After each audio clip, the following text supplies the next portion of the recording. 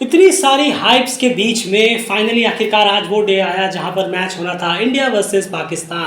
काफ़ी ज़्यादा बिल्डअप किया गया इस मैच को, इस वर्ल्ड कप के लिहाज से अगर हम देखें, और हमेशा ही किया जाता है, इसमें कोई राय नहीं है। और क्या ये मैच बिल्डअप पे खरा उतर पाया? जी नहीं, बिल्कुल डेफिनेटली नहीं। क्रिकेट के लिहाज से बात करें अगर तो डेफिनेटली बिल्कुल भी नहीं। एक वन साइडेड मैच हुआ है यहाँ पर, बहुत ही ब्रूटली तरीके से कहीं ना कहीं इंडिया ने इस मैच को जीता है। लेकिन एक वक्त पर यह मैच बहुत बेहतरीन शेपअप ले रहा था और लग रहा था कि हाँ, एक बेहतरीन क्रिकेट की जीत के लिहाज से हम देखें होने वाला है। ये मैच जो है जो हाइप बनाया गया था उस पर बिल्कुल फिट बैठने जा रहा है। लेकिन एक और बार पाकिस्तान ने अपने डिजास्टर शो से इस हाइप को पूरी तरह से खत्म कर दिया और एट द एंड इंडिया ने क्लिनिकल परफॉर्मेंस दी है। यहाँ पर अगर हम बात करें तीनों डिपार्टमेंट्स में किस तरह से उन्होंने जीत दर्ज की है, बात जरूर करेंगे। लेकिन कोलैप्स की जहां तक बात करें, आपके माइंड में चल रहा होगा कि 155 रन पर करीब 2 विकेट थे पाकिस्तान। डेफिनेटली एक बहुत ही अच्छी पोजीशन पे थी बाबर रिजवान जब खेल रहे थे। रिजवान 50 अप्रोच कर रहे थे और बाबर 50 हो गई थी।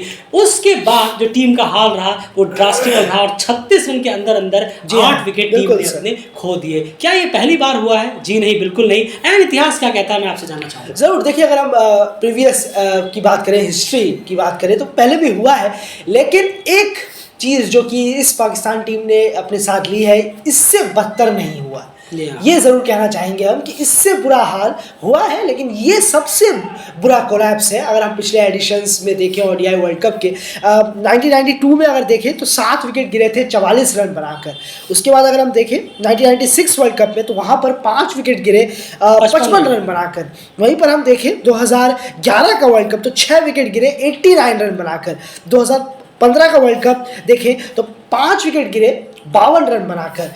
उसके बाद यहाँ देखें 2019 का तो 5 विकेट वहाँ पर भी गिरे 48 रन बनाकर। और 2023 वर्ल्ड कप की बात करें तो यहाँ पर 8 विकेट गिरे हैं सिर्फ 36 रन बनाकर। बिल्कुल, तो आप हाल देख रहे हैं कि ये सारे मैचेस, इन सब वर्ल्ड कप्स में जब भी इंडिया के खिलाफ पाकिस्तान खेलने के लिए उतरी थी ओडीआई वर्ल्ड कप में, तब ये हाल रहा था। 92 में, 96 में, 2011 में, 2015 में, 2019 में और 2023 में। तो ये कोई पहली बार कोलैप्स इंडिया के सामने ओडीआई वर्ल्ड कप में पाकिस्तान का हुआ नहीं है। इस स्टैट्स को आप एक बार वापस से चेक कर सकते हैं, स्क्रीनशॉट रख सकते हैं। तो सबसे वर्स्ट कोलैप्स देखने को मिला 2023 के ओडीआई वर्ल्ड कप में अब तक के Pakistan, India versus Pakistan cricket इतिहास में, ओडीआई वर्ल्ड कप के इतिहास में अगर हम देखें, ये हाल रहा। लेकिन अगर हम शुरू करें यहाँ पर, सबसे पहले अगर हम फेस बाय फेस जानना चाहें, फेस बाय फेस किस तरह से पाकिस्तान आगे बढ़ रहा था, क्या चीजें हुई हैं? बिल्कुल, देखिए अगर हम बात करें 1 से 10 ओवर में तो 49 रन टीम ने बनाए, 1 विकेट का नुकसान हुआ। बेहतर फेस गया। जी हाँ, बिल्कुल, आप बिलो एवरेज या एवरेज कह सकते हैं। वहीं पर 11 से 40 ओवर में फेज 2 में 138 रन टीम ने बनाए और यहाँ पर टीम ने 7 विकेट गंवा दी। कहानी खत्म। बिल्कुल, और आखिरी में 42.5 तक ये इनिंग गई, यानी कि तीसरा फेज जब लगा डेथ फेज का तो टीम 43 ओवर तक रह पाई, टिक पाई पिच पर और 4 रन और जोड़े टीम ने। 191 पर पूरी टीम ऑल आउट हो गई और 2 विकेट भी डेथ फेज में गंवा दी। बिल्कुल, इस बैटिंग में बहुत कुछ है एनालाइज करने के लिए। अगर हम देखें यहाँ पर इस पूरी बैटिंग कार्ड को, तो जो कि आप स्क्रीन पर इस वक्त देख पा रहे हैं बैटिंग कार्ड को, टॉप ऑर्डर अगर आप देखें तो आप कहेंगे अच्छी परफॉर्मेंस जरूर दी है। यहाँ पर इमाम उल हक ने 36 रन बनाए हैं, अब्दुल्ला शफीक ने 20 रन किए हैं, बाबर आजम ने 50 किए, मोहम्मद रिजवान ने 49 रन किए। यदि टॉप 4 जो बैट्समैन हैं उन्होंने ही लगभग अगर हम कहें 90% रन जो हैं वो किए हैं इस गेम के, तो कहना गलत नहीं होगा। लेकिन यहाँ पर गलतियां भी बहुत बड़ी बड़ी कर गए हैं। अगर हम देखें इमाम उल हक का विकेट, सबसे पहले अब्दुल्ला शफीक की बात करें तो अब्दुल्ला शफीक एलबीडब्ल्यू आउट थे। डेफिनेटली वो बॉल थोड़ी सी लो नीचे रह गई, लेकिन एकदम सटीक स्टंप पे थी और सिराज ने वहां पर बॉलिंग की बात जरूर आगे करेंगे, लेकिन सिराज की वो बॉल थी, बॉल थोड़ी नीचे रही और अब्दुल्ला शफीक उसे जज करने में नाकामयाब रहे। उससे बल्ले को सीधा बल्ला लेना चाहिए था उन्हें, वो क्रॉस खेलने चले गए। वो खुद शॉट शैडो कर रहे थे आउट होने के बाद, लेकिन वो विकेट उनका गंवा दिया। एक अच्छी शुरुआत को अब्दुल्ला शफीक ने कहीं ना कहीं जजमेंट ऑफ एरर में वेस्ट कर दिया। यहाँ बॉलर को भी क्रेडिट जरूर जाएगा, आगे मैं आपसे जरूर पूछूंगा। यहाँ इमाम उल हक के विकेट को आप कैसे देखते हैं? 36 रन पर आउट हो गए, वो स्टार्ट बेहतरीन मिला था और अच्छे शॉट्स भी लगा रहे थे। नहीं, बिल्कुल नीडलेस शॉट था वो। आप एक बाउंड्री लगा चुके हैं, उसके बाद आप सेट इन हो चुके हैं, वहाँ पर सेटल इन हो चुके हैं, आंखें जम रही हैं आपकी। एक लॉन्ग इनिंग मैच देखिए आप, कितना बेहतरीन बड़ा मैच है आपकी टीम के लिए, लेकिन आप उसका फ़ायदा नहीं उठा पाए। चलिए 5-10 रन बनाकर आप आउट हो जाते, सीन स्विंग होता तो समझ में आता शायद दिक्कत परेशानी हो रही होगी, लेकिन बॉल एकदम स्ट्रेट आ रही है, दिक्कत हो नहीं रही है, आप सेटल इन हो चुके हैं। उसके बाद आप इस तरीके का शॉट खेल खेलकर जा रहे हैं, वाइड बॉल की तरफ जा रही है, वाइडिश बॉल थी, ज़्यादा बाहर की तरफ थी, आपने उसे छेड़ दिया, पिछली बॉल में एक शानदार आपने चौका जड़ा, तो आप थोड़ा सा शायद तैश में आ गए, थोड़ा सा आप खुल से गए, एग्रेशन में आ गए आप थोड़ा सा, कि अच्छा मैं भी मार सकता हूँ, मैं भी रन्स कर सकता हूँ। लेकिन ये ओडीआई फॉर्मेट है, ये T20 फॉर्मेट है, और आप इतने बेहतर बल्लेबाज हैं ओडीआई के, तो आपसे ये उम्मीद नहीं है कि ऊपर के बल्लेबाज 36 रन 30 रन सेटल इन होने के बाद अपना विकेट इतनी ज़्यादा ख़राब तरीके से गंवाएं। और ये तीसरा मैच आपका लगातार हो गया जहां आपने विकेट गंवाया है। दो पिछले मैच में भी शॉर्ट बॉल पर वो दिक्कत भी थी, आज वो शॉर्ट बॉल डाली भी नहीं, जबकि आपको इतनी ख़राब बॉल में आपने विकेट दे डाला। बिल्कुल क्लियर है, इमाम उलग का विकेट जो है वो खराब बॉल में मिला है, उसका पूरा क्रेडिट जो है वो आपको इमाम उलग को जाएगा। लीव कर सकते, शॉट खेला बहुत ही बाहर थी, इतनी क्लोज भी नहीं थी कि आप जजमेंट ना कर पाए कि बॉल लीव करनी है या फिर मुझे खेलनी है। उसके बाद बाबर और रिजवान की बात करें, दोनों ने एक अच्छी पार्टनरशिप यहाँ बिल्डअप की, स्पिनर्स को वो अच्छे खासे ठीक ठाक तरीके से निकाल रहे थे, कुछ रिस्क नहीं दे रहे थे, और पेसर्स पे भी जब भी वो मौका मिल रहा था तो बाउंड्रीज भी लगा रहे थे, और रिजवान भी बाउंड्रीज वगैरह लगा रहे थे, बहुत अच्छा स्मूथ चल रहा था इनकी पार्टनरशिप। बाबर ने 50 की, उसके बाद रिजवान ने 49 सेट थे, लेके लग रहा था कि हाँ अब एक बड़े स्कोर की तरफ यहाँ पर पाकिस्तान जरूर जा रहा है, 280 या 300 के आसपास कहीं ना कहीं जा रहा है, लेकिन फिर से एक बार दोबारा वापसी कराई सिराज ने। मैं सिराज को उस बॉल की सीधे मैं अभी से आपको जानना चाहूंगा, क्या खासियत थी उस बॉल में जो उन्होंने बाबर को बोल्ड मारा? बिल्कुल, देखिए बहुत स्टंप की लाइन में थी, और ये फायदा होता है जब आप स्टंप टू स्टंप रखेंगे। चौथी लाइन पर वो बॉल थी, चौथी या तीसरी के तकरीबन आप कहेंगे तो बेहतर होगा कि ऑफ स्टंप और थोड़ा सा बाहर यानी कि बॉडी के क्लोज, और ये फ़ायदा मिला है। बाबर आजम सोच रहे थे कि क्यों ना मैं थर्ड मैन की तरफ से इसे निकाल दूँ, वो ऐसे करके कर रहे थे, और बहुत मुश्किल था क्योंकि वो बॉल जो थी वो पड़ के एकदम स्टंप की लाइन में जा रही थी, और तेज भी थी, और ऑफ स्टंप पे बिल्कुल, और तेज तो इतनी स्पीड हम कहेंगे नहीं कि इतनी ज़्यादा थी कि चलिए 150 या 100, सिराज इतनी डालते नहीं है, 140-42 तक की उनकी रहती है, या 138 ऐसे करीब की, लेकिन खेल सकते थे उन्हें अगर वो सीधा बल्ला लगाते, बजाय इसके कि वो थर्ड मैन के लिए जाते। अगर उनका माइंड ये रहता कि नहीं बस मैं रोकूंगा या स्ट्रेट ऐसे बस डिफेंस करूंगा, तो बिल्कुल आप आउट नहीं होते। अगर गैप रहता तो आप हो जाते, लेकिन वो बॉल बहुत बेहतरीन जगह पे थी, ठीक ऑफ स्टंप की लाइन में वो बॉल रखी, मजबूर किया।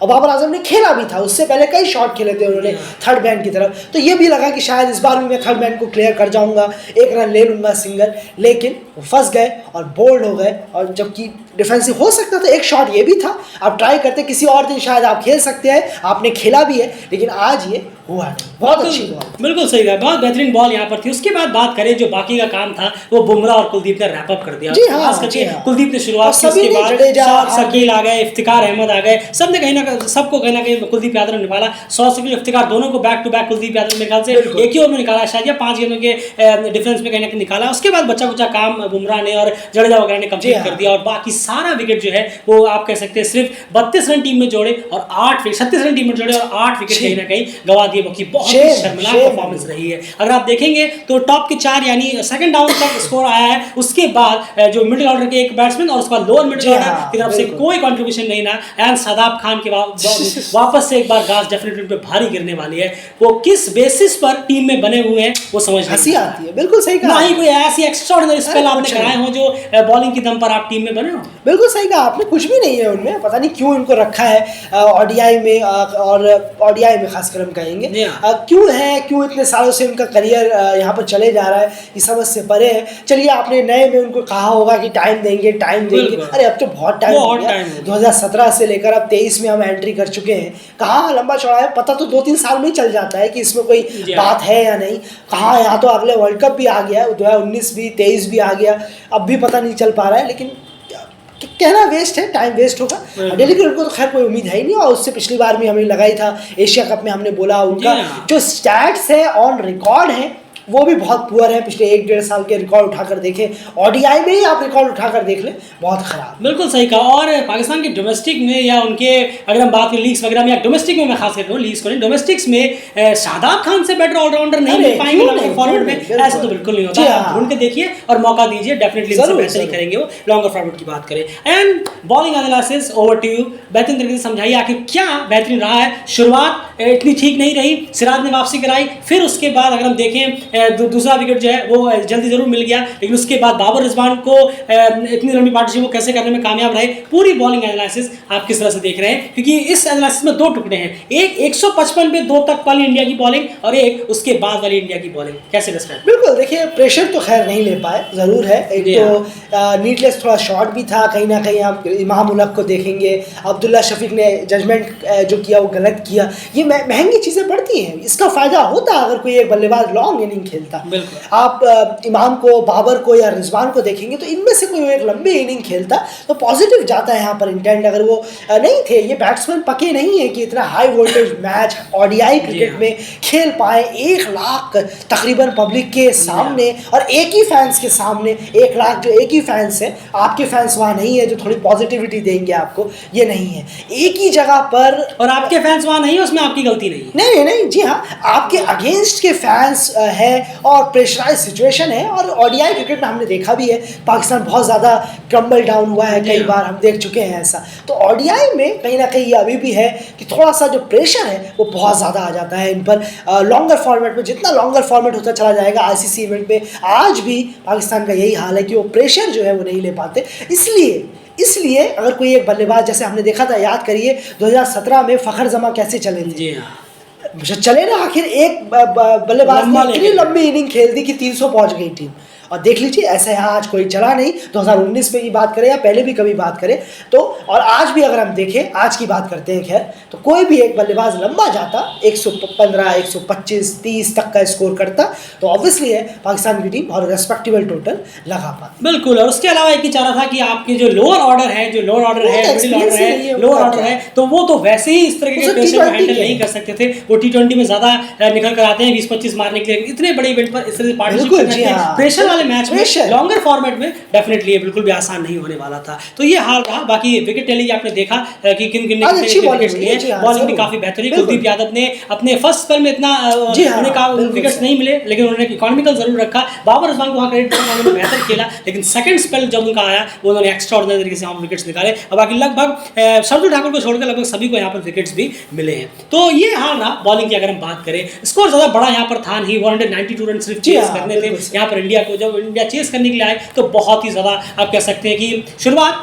सुमन गिल ने 2-3 चौके लगा के जरूर की, लेकिन उसके बाद वो सीधा हाथों में खेल बैठे, आप कह सकते हैं। तो वहाँ पर एक अनफॉर्चुनेट विकेट गिरा 23 रन पर। उसके कुछ देर बाद उसके बाद फिर रोहित शर्मा की हिटिंग चालू, जबरदस्त हिटिंग चालू। और रोहित शर्मा की जो इनिंग अभी तक रही है दोनों मैचेस में हम देख रहे हैं वो काफी बेहतरीन रही है, पॉजिटिव नजर आ रही है। 2019 वाले जो रोहित शर्मा हम देखने को मिलते हैं, कुछ वही झलक हमें यहाँ पर देखने को मिल रही है। बस इंडियन पर्सपेक्टिव से तो यही, इंडियन जो फैंस है वो डेफिनेटली यही चाहेंगे कि ये नॉकआउट में भी बना रहे, क्योंकि नॉकआउट में ही वहाँ जाकर सारा मामला खराब हुआ था। खैर वो बात की बात है। आज की बात यहाँ करें तो रोहित शर्मा ने और हिटिंग ने और श्रेयस अय्यर ने भी, विराट कोहली जरूर आउट हो गए 16 रन बनाकर मेरे ख्याल से, लेकिन उसके बाद सारा काम जो है बहुत ही आसानी से यहाँ पर निकल गया। अगर हम बात करें यहाँ पर 192 डेफिनेटली स्कोर्स तो किसी भी तरह से डिफेंडेबल था नहीं, लेकिन बॉलिंग में आप कह सकते हैं कि कुछ और यहाँ पर कोशिश की जा सकती थी।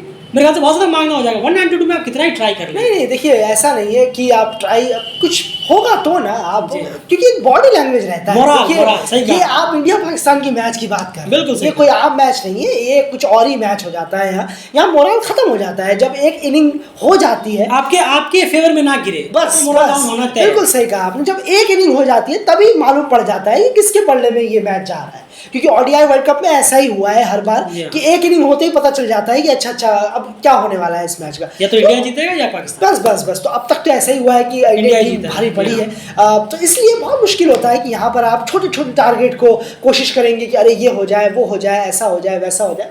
ये बड़ा अजीब लगता है। ये और मैचेस में शायद हो सकता है, लेकिन यहाँ नहीं। यहाँ मोरल ख़त्म सा हो जाता है, ज़मीन के अंदर चला जाता है पूरा, जब दोनों टीमें आमने सामने होती है और एक इतना पिछड़ जाए तो बहुत मुश्किल है कभी वापसी कर पाना, पूरे डल हो जाते हैं। बिल्कुल। तो यहाँ पर फॉर्मेट का भी बहुत बड़ा फैक्टर रहता है। अगर आप इस चीज़ को आपको सामने नोटिस कराऊं, 2021 T20 वर्ल्ड कप में आपको याद होगा इंडिया ने, पाकिस्तान ने इंडिया को शायद 10 विकेट से हराया था, 152 रन 10 विकेट से हराया था, 152 में 0 जो था। उसके बाद अगर बात करें 2022 T20 वर्ल्ड कप में ऑलमोस्ट पाकिस्तान उस मैच को जीत रहा था। एशिया कप में आप देखिए 22 के एशिया कप एशिया कप वहां शायद पाकिस्तान ने इंडिया को मार दी थी। तो आप देखिए T20 फॉर्मेट में पाकिस्तान जो है वो इंडिया के ऊपर हावी होना चालू कर चुका है। आप क्लियरली देखिए। लेकिन जैसे ही ओडीआई फॉर्मेट आया, आप देखिए एशिया कप ओडीआई में हाल एक तरफा मैच, वर्ल्ड कप ओडीआई में देखिए हाल एक तरफा, यानी क्लियर कट है कि T20 फॉर्मेट में पाकिस्तान जो है इंडिया के ऊपर डेफिनेटली यहाँ पर हावी होता हुआ नजर, हावी तो मैं नहीं कहूँगा लेकिन फिर भी अब हराने लगा है, क्लियर है हराने लगा। और अगर रिसेंटली कहें तो हावी भी होने लगा है T20 में। जी एक चीज जरूर है कि ये देखिए आप T20 फॉर्मेट में, यानी कि लॉन्गर फॉर्मेट में जो ये प्लेयर्स के साथ आप उतर रहे हैं, कहीं ना कहीं दिक्कत जरूर है, हैरानी जरूर है कि कुछ सेटल वाले प्लेयर भी हैं, जैसे इमाम, बाबर, रिजवान ने तो कोशिश की है। इमाम का जिस तरीके से शॉट था और नीचे के जो बल्लेबाज थे, इफ्तिकार हुए, नवाज हुए, इनसे बिल्कुल ही सपोर्ट ना मिलना, ये दिखाता है कि T20 में कैसे है और ओडीआई में किस तरीके। बिल्कुल सही कहा आपने, तो ये सबसे बड़ा फैक्टर रहा है फॉर्मेट का भी। तो कहीं ना कहीं इंडिया ने इस मैच को काफी बेहतर तरीके से जीता और एक बहुत बड़ा बैरियर पार किया है इस मैच में। लगातार 3 जीत के साथ कहीं ना कहीं वो अब टेबल टॉपर बनने के रास्ते पर बिल्कुल पहुंच चुके हैं। पाकिस्तान के लिए डेफिनेटली नेक्स्ट मैच बहुत इंपॉर्टेंट है, क्योंकि आप यकीन मानिए इंडिया पाकिस्तान मैच के बाद जो टीम हारी हुई होती है उनका मोरल, जैसे आपने कहा, ड्रास्टिकली डाउन, चाहे वो इंडिया हो या फिर वो पाकिस्तानी क्यों ना हो। T20 वर्ल्ड कप में इंडिया क्यों ना हो या फिर ओडीआई वर्ल्ड कप में पाकिस्तानी क्यों ना हो, डेफिनेटली मोरल काफी ना हो, उस पर ऊपर कर वापस आना, ऑस्ट्रेलिया के साथ ये अच्छी बात है कि इनके साथ ऑस्ट्रेलिया के साथ अगला मैच, अगर मैं गलत नहीं हूं तो ऑस्ट्रेलिया भी कहीं ना कहीं 2 मैच लगातार हार रही है, उनकी भी खामियां जरूर निकल कर आई है, लेकिन दमदार वापसी कौन सी टीम करेगी देखना दिलचस्प होगा। लेकिन इस चीज से उभरना पाकिस्तान के लिए अभी कहीं ना कहीं जल्दी उभरना इतना आसान होगा नहीं, लेकिन देखते हैं क्या कुछ हो पाता है। ओवरऑल एक फिर से एक और one sided match ODI world cup के इतिहास में इंडिया वर्सेस पाकिस्तान का देखने को मिला और 8-0 अब कहीं ना कहीं रिकॉर्ड बन गया है। आपकी इस मैच में क्या रहा है, आपको कैसा लगा ये मैच और पूरी तरह से आप कितने खुश हैं कितने नहीं, अपने कमेंट बॉक्स में जरूर रखिए। और इस तरह की एनालिसिस आपको सिर्फ और सिर्फ डेली क्रिकेट में लगातार मिलती रहेगी। फिलहाल इस वीडियो में इतना ही, बाय।